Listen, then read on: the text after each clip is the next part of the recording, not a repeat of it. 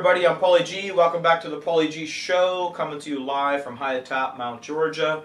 Today we're going to take a look at the Gibson J-45 acoustic guitar. This is Gibson's most popular acoustic guitar, known as the workhorse.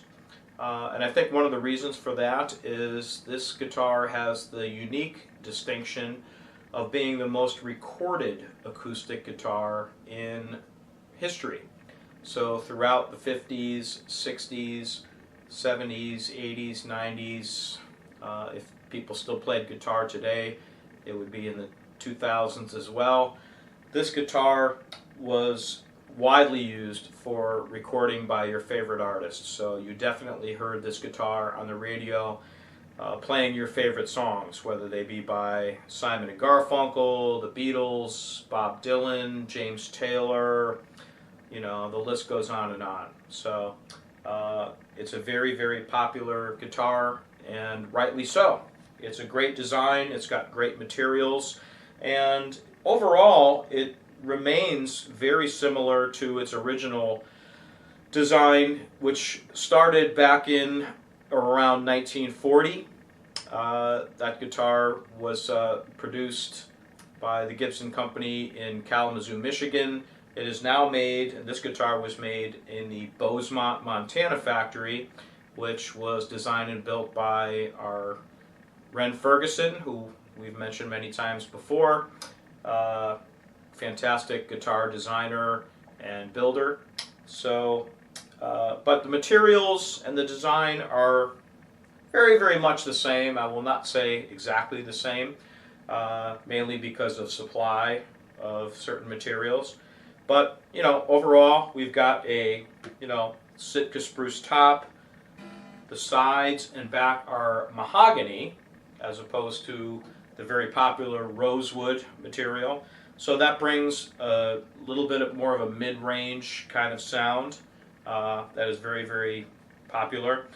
We've got a rosewood bridge. We've got bone, nut, and saddle, rosewood fretboard, a black tusk nut, Grover tuners. That's more of a modern additive.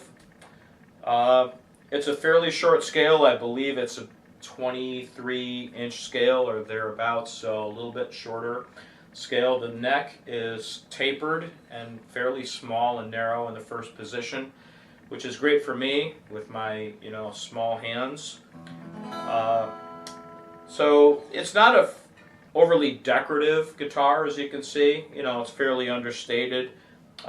They do make a Gibson J-45 Custom, which is much more decorative and ornate in terms of inlays and things, but I played this particular one and sort of fell in love with it and had to have it. This particular one was made, or it was inspected and released from the quality department of Gibson on St. Patrick's Day 2014, which I consider to be sort of a good luck charm, if you will. I love the guitar very much, and I can understand why other people play it. One of the things that I notice now, and what originally drew me to the guitar, was that not only the materials are a little bit different, but the thinness of the shell is very unique. And when I strum the guitar, there's a tremendous amount of vibration that I feel throughout, which I think leads to that higher end mid-range sort of sound, as opposed to the warmer sound that you would get from a Martin or my Guild. So it's a guitar I love owning. The one thing I did add to it was my little star inlay here over the truss rod cover, because I am a star and had to put a little something on there for my own decoration. The only other added addition to it from a modern standpoint is they do have a LR Baggs bridge pickup installed with a little volume knob here. And I won't play through it now, but I'll tell you, this pickup is super hot. It sounds great. It picks up the top of the guitar really, really well. And I've performed with this guitar a few times, and I have to say the sound is fantastic. So J-45s, awesome guitars. I highly recommend trying one out, and hopefully you can get one. Thanks again for tuning in, and I'll just noodle around a little bit and demonstrate some of the great sounds that you get out of this guitar. Okay? Thanks for watching. We'll see you soon.